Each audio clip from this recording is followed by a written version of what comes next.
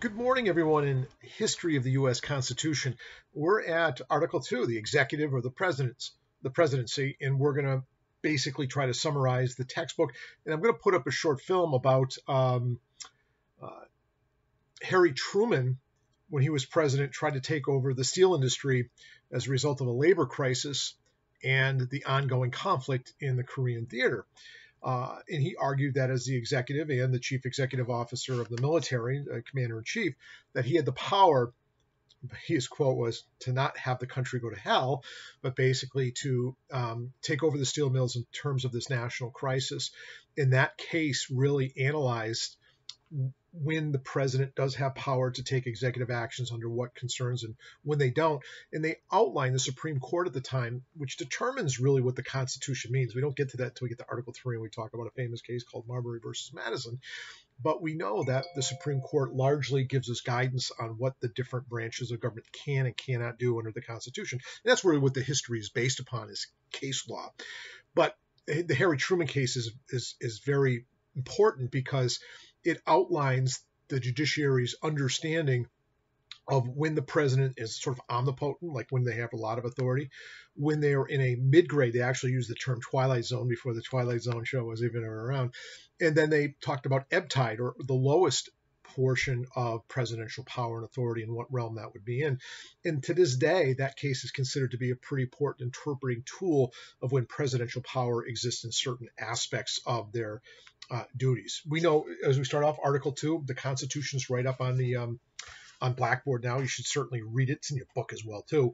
And that's what I like about Linda Monk. She starts off, puts the actual language of Article 2. There's 4 sections of Article 2. The first one's dealing with what the chief executive is, and that's basically the chief law enforcement officer of the nation. They're going to implement the laws and make sure they're fully fulfilled. But it also spells out the qualifications. In order to become the president of the United States, you have to be a natural born citizen. That's fairly clear, but what if you were maybe your parents are American citizens naturally born here, and what if they were over visiting a foreign country on vacation? Your mom gives birth to you. Are you a natural born citizen? Under federal statute, you are, but under the U.S. Constitution, are you? That's still debatable, and some issues might come up down the road when someone would argue that although born outside the United States, federal laws recognize it. Is it enough? And I don't know where it's going to come out if that question ever gets determined, but generally speaking, the Constitution does mandate that you have to be a naturally born citizen. You have to be within the United States for 14 years. That doesn't mean consecutively. Well, it could be that you were born here, then you left the country for 30 years, and then you try to come back and run for the presidency. You were only in the country for 1 year. That would make you ineligible to run for president. You have to be in the country for at least 14 years. Doesn't necessarily have to be consecutive, and we know that because I don't know if it was Grover Cleveland or one of the presidents that we've had was out of the country preceding his presidency within that 14-year window, but he had been in the United States, continental United States, for over 14 years of his lifetime. The other is you have to be 35 years old, and we think why the framers put that language in there is we wanted a certain level of maturity. We know the Senate is 30, the House of Representatives 25, but the president, being the executive officer, was going to be considered to be somebody who, in hindsight, would be a guiding force of stability and steadfast rule, for lack of a better way of saying it. But we know that the framers didn't necessarily want a very powerful executive. We just broke away from England, where there was a lot of concern over the tyranny of a king or one centralized area of power. So they put some limitations on the presidential power. They didn't give a lot of detail in the Constitution of what the presidential powers would be, other than to effectuate the laws. The president doesn't create the laws. They have a role in it by endorsing what comes out of the legislature and or vetoing it and having their veto overridden. But then their duty is to basically enforce the law. So in a sense, there's a check and balance right there. The president can't just, although they do through executive orders, which we'll get to in a little bit, they can't just effectuate their own whims, if you will. They have to follow the rule of law and apply that rule of law as the Congress sort of dictates. But they also limited their terms. We know that to be the president of the United States, you can only serve a total of 2 elected terms, or 4 years and then another 4 years. You don't have to do it consecutively. Grover Cleveland did it, where he lost the interim election to William Henry Harrison, I believe it was. Then he got elected 4 years later. You can do up to 10 years. That's a sort of a trick question. Most people say, how long can you possibly serve as your president of the United States? And most people say 8 years, but it's actually 10 because the Constitution was amended in the 1950s after President Franklin Delano Roosevelt, although extremely popular, he won 4 terms. And there was a concern that from Washington up until FDR, there was a practice of running for no more than 2 terms, and it was considered to be too much concentrated power in any one individual or party is bad for the country. And so even people that loved Franklin Delano Roosevelt didn't want to see it happen again. And therefore they made it, you can only serve for 2 elected terms, but you can serve basically half of a remaining term. That's why when Lyndon Johnson took over for John F. Kennedy, he ran in his own right in 1964. He wins. And in 1968, he could run again. Why? Because he only had served 1 elected 4-year term and only 1 year as president, having inherited the role after John F. Kennedy's assassination. Teddy Roosevelt almost did it, for example. Teddy Roosevelt served, although this is prior to the amendment, of course, so it doesn't really make any sense. But he served a significant portion of McKinley's previous election, won his own, then gave up the seat, but then he wanted it back in 1912. Totally off track. So we know that the elected method, and this is what we're going to talk a lot about in this chapter, and it's a dry subject. Most people don't like it. But the method by which we elect the president isn't directly by popular vote. And that's a big controversy even to this day. Shouldn't it be one person, one vote? Why should some votes actually, in some ways, carry more weight than others? It's through the Electoral College.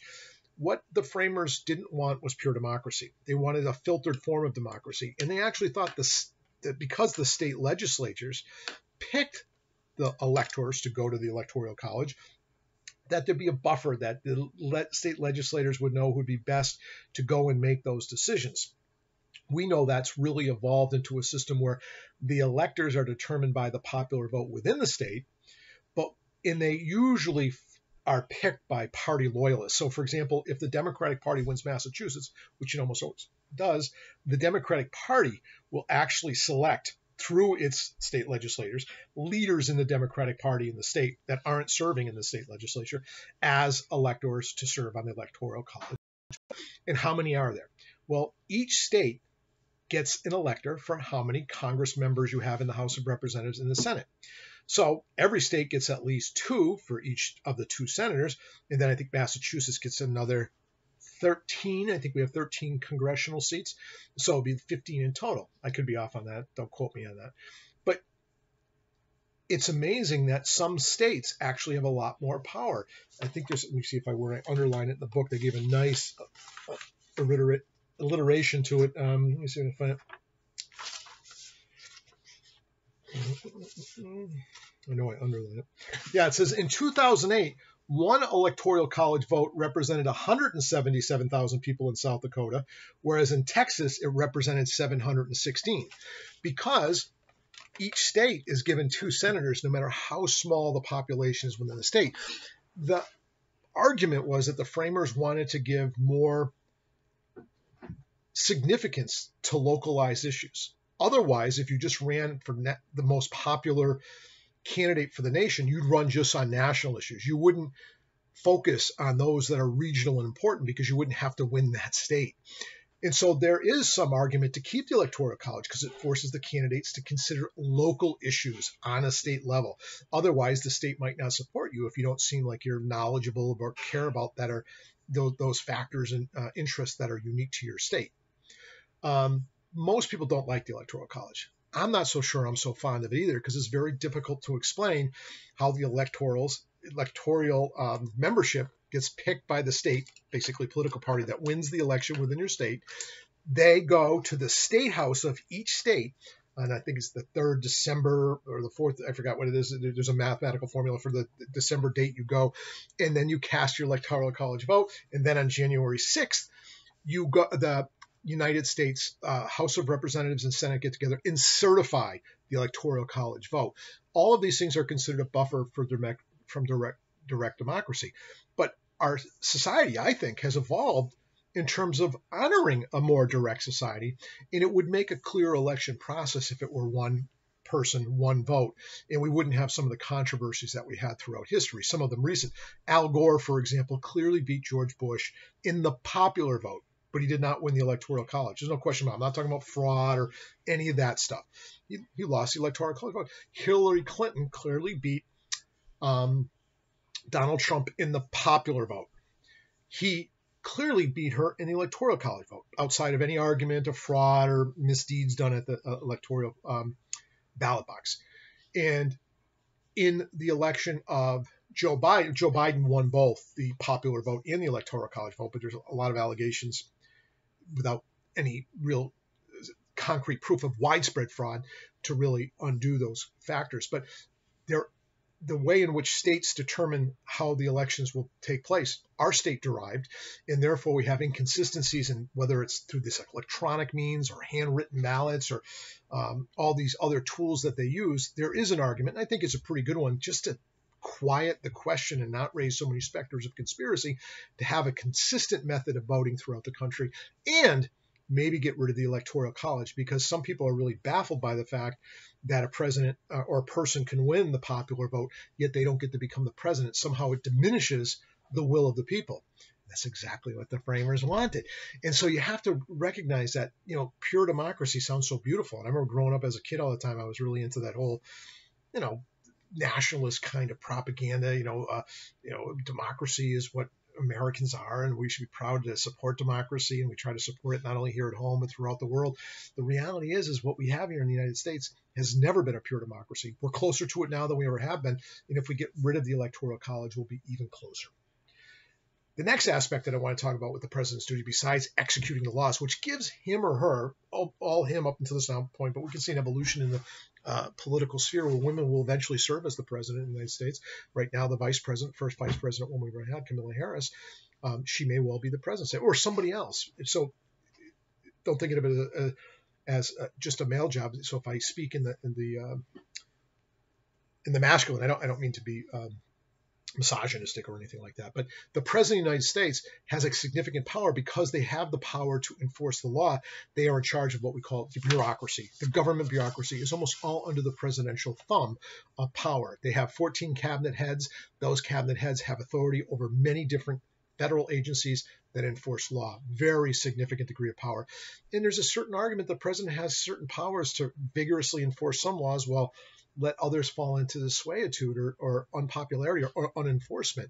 And that's an interesting phenomenon. But the president's power has grown so significantly from the formation of our country initially because of our economic growth and all of the agencies that have developed over time that Congress has created, but put in the executive branch, the presidential branch. It's really an odd phenomenon when you think early on that many of the framers didn't even want to have one president. They want to have like a council. And some people thought the president would be so weak, they'd be basically a mere clerk, kind of, ushering in management style what the will of the Congress was. We know that's changed a great deal. In fact, the president often helps dictate what the legislative agenda of their party will be with the Congress, although they have no right to put any law forward to Congress, but we know they work on the legislative agenda with the congressional delegation that's of their same party. The big one that surprised, the commander-in-chief is huge. Obviously a huge military power, but what the check in our system was, we were fearful of a standing military. We're fearful the military might somehow have its own political power within our country. So to help alleviate that, we gave it civilian rule. The civilian rule is the commander-in-chief of the United States is the civilian office, president of the States, commander-in-chief of the military. But it gives him or her a great deal of power. And we know that there have been many conflicts, armed military conflicts, that have gone about without congressional consent. We know Congress is the only branch of government to declare war, but often is a recognition that because the president is the commander-in-chief of the military forces, there are times of national emergency that we can't take the time to deliberate the need for a declaration of war, and presidents have engaged in conflict quite significantly. There was an attempt to reel some of that in after the Vietnam War called the War Powers Act, that the president couldn't engage in any activity. Let me see the War Powers Act specifically when it was allowed.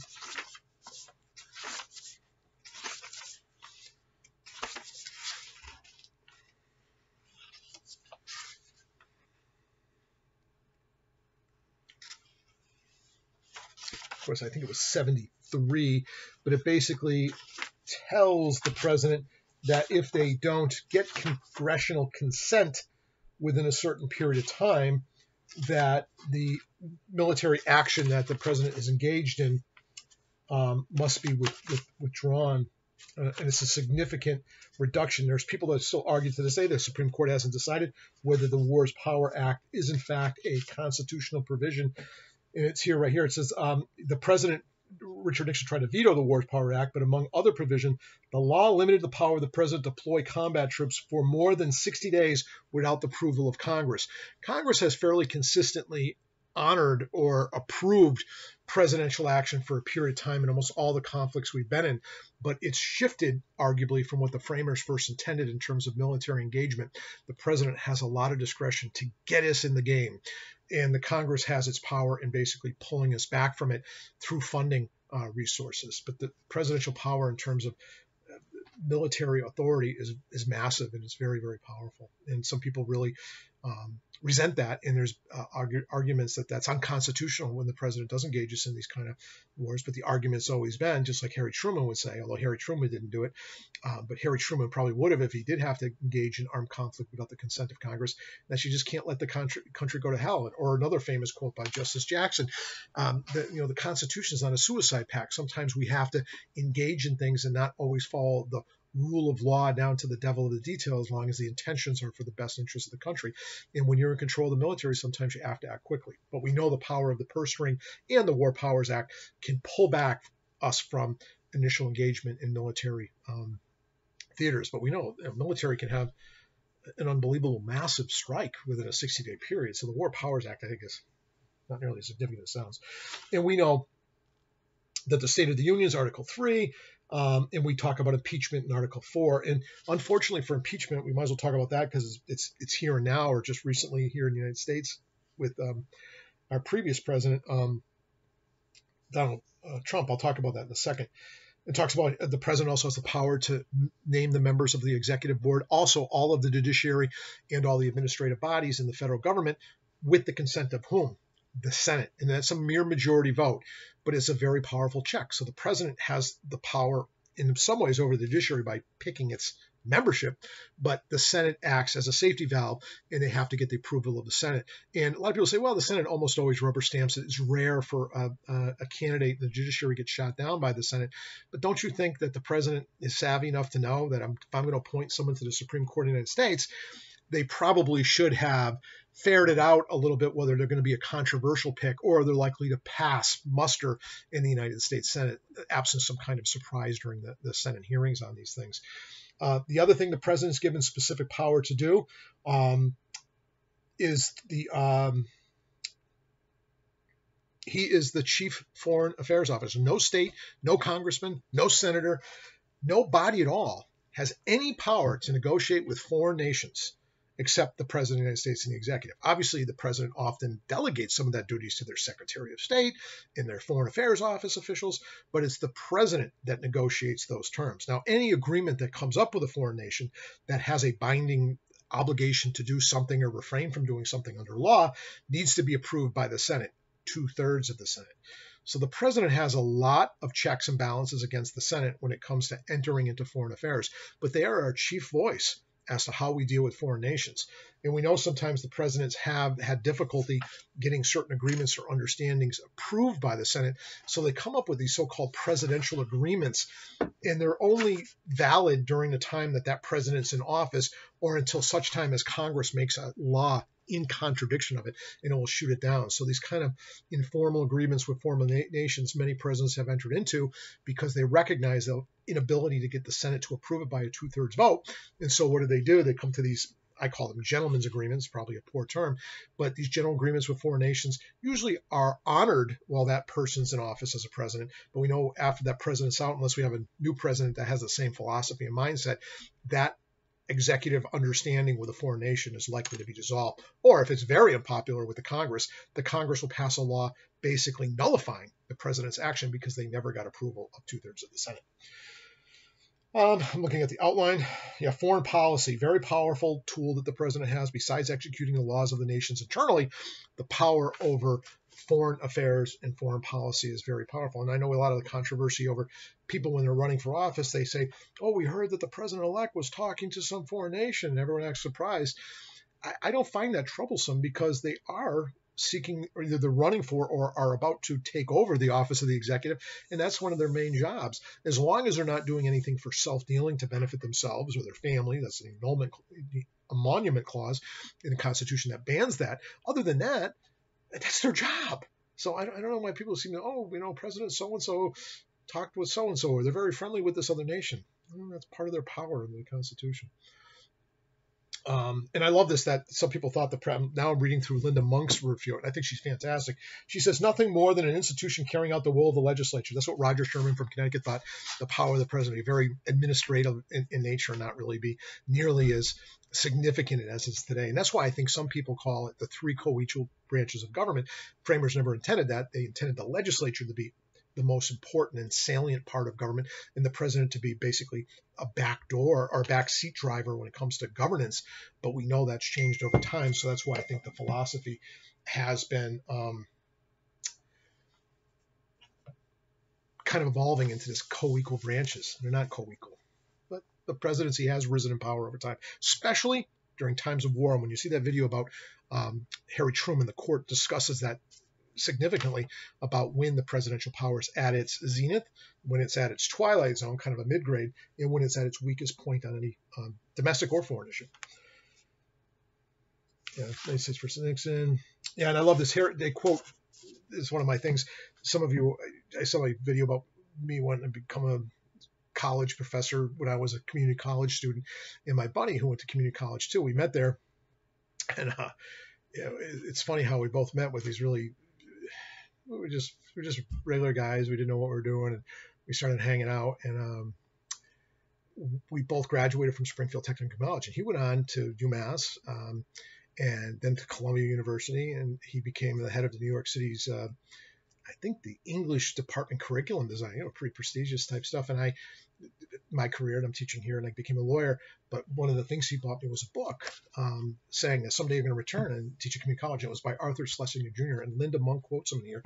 And Arthur Schlesinger Jr. said that during the era of Watergate and the Vietnam War, the constitutional presidency became an imperial presidency, because the power of the presidency under Nixon, and like any person who has power, they usually try to do what? Use it to its full force. Not always for evil or intrigue or conspiracies. But think about it. If you're given power and you have a vision for how the country should go, or you think the country should do a certain thing in a certain realm, aren't you going to try to flex as much power as you can possibly do? And what's the pushback? Potentially Congress. The other pushback is the courts. And the one pushback that no one seems to talk about is the people.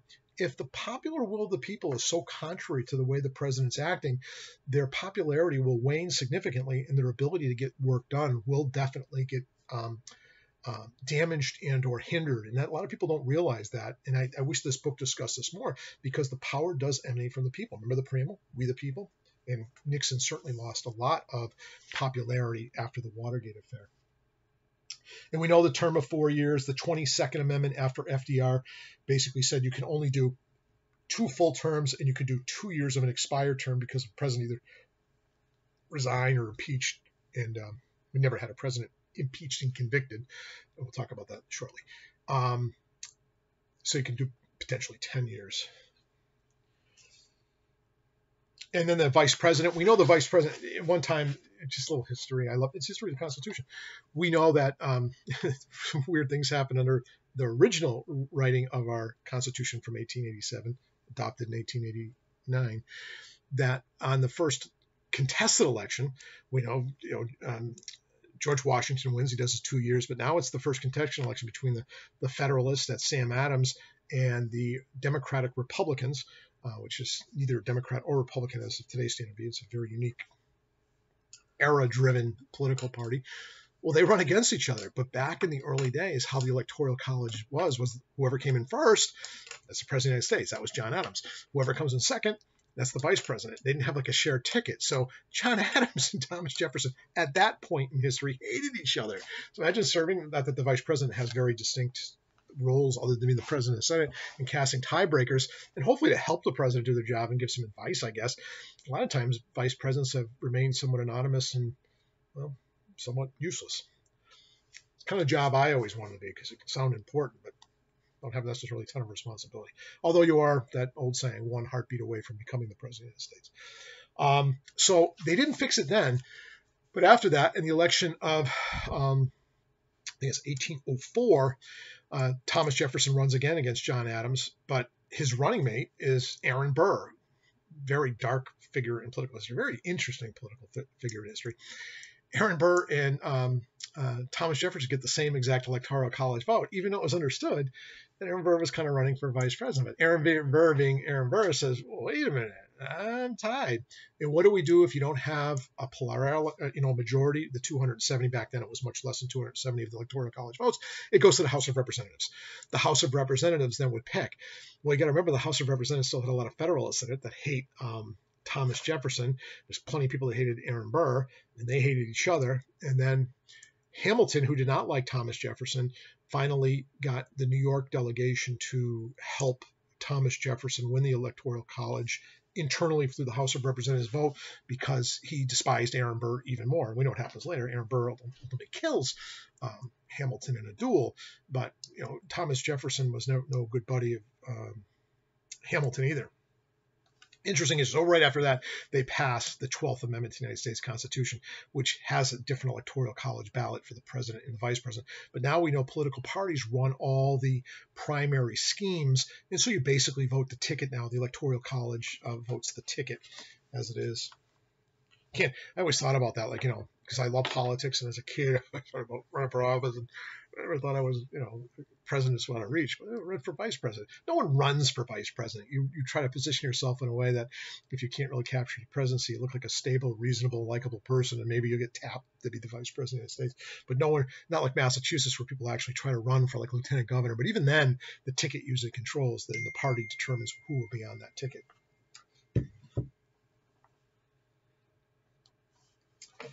Sorry about that dinging. So the Electoral College vote, very, very controversial. And that's probably what I'm going to put up for a discussion board question. What do you folks think of it? Even if you understand it, you might not. It's not that easily understood. I've studied it for years, and I've studied it right down to the nitty gritty, and I know the details of it now. So now I do understand it. I don't know if I like it. I don't know if I like the fact that it diminishes highly populated states in favor of smaller populated states.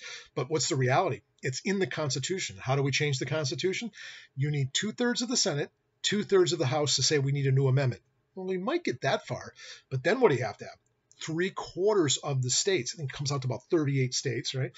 38 states have to agree to amend the United States Constitution. Guess which states like the Electoral College? Small states, because small states get paid attention to as a result of the Electoral College. I just don't think it's going to change, folks. Maybe if there's no popular will for it, because maybe even people from small states, just individual citizens, can say, I just want clarity. I want one person, one vote. I don't know if that's going to happen. I tend to doubt it. And we'll talk about the amendment process when we get to the second half of the semester. It's not easy. Yeah, but it's never received necessary 2/3 majority to pass the Congress. It's never even passed 2/3 of the House and the Senate. Never mind get the 3/4 of the states. I don't see it happening.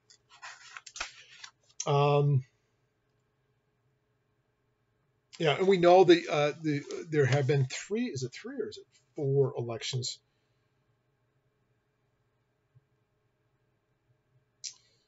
where there was not a plurality or a majority of the Electoral College votes won by one candidate. And we know Thomas Jefferson was one. The next one was Andrew Jackson against John Adams. Henry Clay was involved in that one. And although the one who had the most votes was Andrew Jackson, but they gave it to John Quincy Adams. They gave it to him, and he was always bitter, and he called it the corrupt bargain. And basically his cronies in the House of Representatives gave it to him, and he was very bitter, and he couldn't wait to beat him, and he did. He beat him in the next election. Andrew Jackson did beat John Quincy Adams. But we've had a few others that went to the House. I can't remember. Oh, one was the very controversial election of Rutherford B. Hayes over Samuel Tilden. You don't need to know about this stuff. But sometimes if we can't get to that right now, the measure is 270, it goes to the House of Representatives. So there's a safety valve in there if things don't go out the way we hope they do through the Electoral College. I don't want to bore you anymore. I was probably killing all of you to hear about the Electoral College because it is a bit dry. And we know the vice president does have and a lot of people ask this question, well, okay, the Electoral College each state picks their electors, to go to their state legislature to cast their ballot for are they bound in constitutionally? And there have been a few, and they're called faithless electors. But who picks these electors? The parties do. Don't you think they ferret out who's going to, Al Gore or Hillary Clinton or Biden or Trump or whoever, they won this state. We're going to make sure we pick people that are supportive of that, and they're going to follow through. But there's ambiguity about whether or not they legally have to. But for the most part, the parties have control of the Electoral College vote, and really no huge major upsets have happened with people not following through on what their state dictated they're supposed to vote for. So it's a bit of a reflection of the popular vote, but it's not as pure as one person, one vote. Very unclear, party politics picks him, natural born citizen. Got to be a citizen of the United States at least 14 years. Hubert, it was Hubert.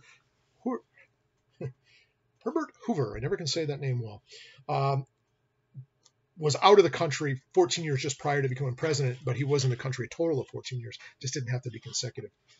It's like the time I went out to a 24-hour store and it was closed, and then I saw the owner the next day. And he says, "Well, it's open 24 hours, it's just not consecutive." It's a joke. It's a Rodney Dangerfield joke. Most of you don't know who Rodney Dangerfield is. Now, the removal of office. There's two of them. One is the impeachment process. Donald Trump has been impeached twice. He won't be convicted. So the method, because it's a safety valve method, we wanted to recognize that what if we had a president that was really just awful in terms of either criminality or incompetence or doing high crimes and misdemeanors. The problem is the Constitution doesn't outline what it means to commit acts that are impeachable, and it's really up to the Congress to determine whether or not it meets that standard. I wish it was a little bit more specific, but if you get too specific, you don't want someone who really needs to be removed from office not to be able to say, "Oh, I didn't do one of these 10 things." And so we know there have been, one president twice. Trump has been impeached twice. Andrew Johnson was the first president impeached. A lot of people think Richard Nixon was impeached. He was never impeached. And the other is Bill Clinton for perjury. What's interesting about that, impeachment only means being charged. And there's methods for impeachment of almost all, on both state and federal level, almost all political offices have an impeachment mechanism to remove people that are deemed to be, basically doing a disservice to their governmental service. Now, that's different than just being incompetent. Usually incompetence is a recall method by the people, but impeachment is usually about wrongdoing. It's got to be, contravention, acts in contravention of your oath of office for fiduciary behaviors. Now, most recently, Trump, the first time around, was relations to how he was dealing with Ukraine and maybe doing some kind of quid pro quo for some aid that was already granted by Congress to help look for some information on the Bidens or something like that. The House of Representatives, by a majority, impeached him. That's all is required. It's charged. And in the Senate was controlled by Republicans by a small handful of members the first time around. They voted along party lines, and he did not get convicted. So he was impeached but not convicted. In the second go-around, as a result of, ironically, the day they were certifying the Electoral College vote, there was a big rally down there with a bunch of these people that thought the election was stolen or corrupt, and they stormed the Capitol. And there's a belief that Trump sort of triggered it and pushed it and said a lot of falsehoods and really created an insurrection against our country because of his behaviors and speeches and actions. And so he got impeached a second time. And that impeachment is for basically inciting insurrection. Ballpark. I'm not quite sure of all the details of it, but the reality is I think it's more symbolic than anything else, because you need 2/3 of the Senate to convict, which would just remove him from office, doesn't throw him in jail, doesn't do anything else. Convict. But why is the legislature trying to impeach him a second time? Is if he does get conviction, one of the ramifications of conviction, not only removal from office, he's already out of office, would be to prevent him from serving again in any federal elected office. Interesting. I don't know. We could debate about that, whether it's an abusive process going too far. Will it backfire? That's a political question. Will it backfire? Just a really interesting phenomenon. The commander-in-chief, military, very, very powerful. We know the War Powers Act tried to limit some of that, but we know presidents can engage in military conflict almost all the time. They usually, to keep the political will on their side, almost always consult with Congress as soon as possible, especially with the leadership of Congress, and very rarely has the Congress rebuked presidential action initially in theaters of combat.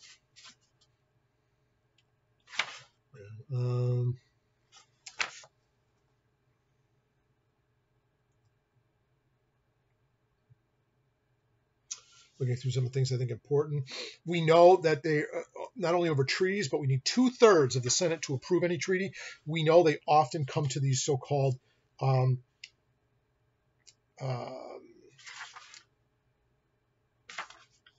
presidential executive agreements with foreign nations. They're only basically good while the president's in office. And again, if the Congress takes an act to negate it, it will be a nullity. They're only good unless the president comes in and has the same philosophy as them. And we know that they have the power of the judiciary by appointing them, but the Senate has to approve. Is there any measure by which the Senate determines whether or not a member of the Supreme Court is good or bad? And that's the big debate. We know when Ronald Reagan promoted Judge Bork. Bork was a very brilliant jurist, very smart, intellectually shined, no question about it. But he was also a very extreme political philosophy on many issues in the social realm. And the Senate basically borked him. That's what happens when your name becomes an adjective or an adverb. You get borked. And borked is basically because of your political identity, you shouldn't be able to serve. And there's a real debate. Is the Senate basically there to make sure the person is qualified through education, skill, and experience? Or are they also there to make sure the person doesn't have too far a philosophical bent to be inconsistent with American values as the Senate deems appropriate? Tough call. I'm not a big believer in it. I think elections have ramifications. So if Jane Doe gets elected, I think Jane Doe should put on whoever she believes to be appropriate to the court. And if I'm on the Senate, I'm going to have to, I think I should approve that person if they are morally, educationally, professionally qualified to take the job, even if their political views are completely different than my own. That's not what the new custom is. The new custom is now if I'm a Republican and the Democrat proposes someone who has democratic values, I should challenge that candidacy because the Constitution doesn't say I can't. And shouldn't the court reflect the values that I think are most important for the thing? That's the argument back and forth, and vice versa. If I'm a Democrat and the Republican president chooses someone with Republican values, if you will, conservative values, should I shoot them down? Should I vote against them? Not because they're unqualified, but because they don't have the philosophical backing of what I think my constituency needs. Big debate. The Constitution's not clear on what that role really is. The fill vacancies. Now, Article 25, I got to talk about that. The 25th Amendment was written by which way in which we filled different seats if the president should resign or die or things like that, and or become unfit. The 25th Amendment was written not too long after JFK was assassinated, but it was largely starting to become debated when Eisenhower was in office. Eisenhower got really sick when he was near the end of his career, and he had a couple of massive heart attacks, and people were like, well, what do we have an incapacitated president? What do we do? Should it be a method? Because maybe the person who's incapacitated will say, hey, I know I'm not well. I can't do this anymore. I resign. Hey, that's easy. But what if they don't? What if they're senile or suffer from some other lack of clarity in their thinking, or they're in a coma. They can't make voluntary decisions. So they created Article 25, and a lot of people talk about that when they think, and I heard it from every president. It really irritates the hell out of me. Like, oh, we got to get rid of, we got to get rid of Ronald Reagan because of Article 25. We got to get rid of, President Obama because of Article 25. We got to do it because he's incompetent. They don't mean incompetent that they have different values and goals as you. They mean incompetent that they are acting so unfit for office that they should be removed. And a lot of people think that tool is readily available. It's really not. And here's why. It's got to be the vice president's got to come forward and request it, or I think it's a majority of the 14 members of the federal cabinet have to come together. They have to petition the president, but then the president can object. And then after 21 days, there has to be hearings held, and 2/3 of the House and 2/3 at the Senate have to say the president is no longer fit to serve. It's harder than an impeachment. So I don't think it's that viable. I think it's a tool that I'm glad we have in the Constitution in case somebody, really goes off the rails and can't function anymore, and they're not well enough to even understand they are. I don't think this allegation that somebody, a lot of people talk about it for Donald Trump. I just don't think it would ever, even if tried, you're not going to get 2/3 of the Senate and the House to remove him based upon incompetency under Article 25. His terms are over, but I'm just saying when we have people that are controversial in office, people raise up that Article 25 all the time. It ain't going to happen. Impeachment. Oh, we know the impeachment process. Usually the Chief Justice of the Supreme Court serves. The trial is not a criminal trial. It doesn't have the same rules of evidence or anything like that. And it's in the Senate. And the Senate determines whether or not the person should be convicted. And all that ends up in, if there is a conviction, 2/3 of the Senate is they're removed from office, and that's it. Oh, and they may be barred from serving in the future if they're convicted. Debate about what it means. And that's it. Then we get to Article 3. I'm sorry I go so long in these things, but watch that little video. Hopefully I can find it. It's fantastic about Harry Truman, my father's favorite president, because he made him stay in the Navy for an extra year longer during the Korean War. Always hated him as a result. I'm kidding. That was his favorite. It was one of my favorites. But Harry Truman, he's trying to run the country. He wasn't trying to be evil, but he took over the steel industry, and the Supreme Court said he can't. You don't have the power to do it. Even during war, well, it wasn't a war. Korean War was we call police action or conflict, but the legislature wouldn't give him that power. I mean, he asked Congress for the power. They denied him the power.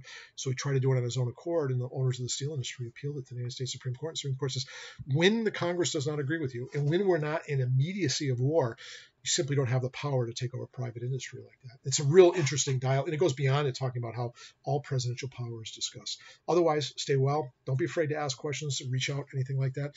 I'll hopefully put a little assignment up related to Article 2 as well. And other than that, be well.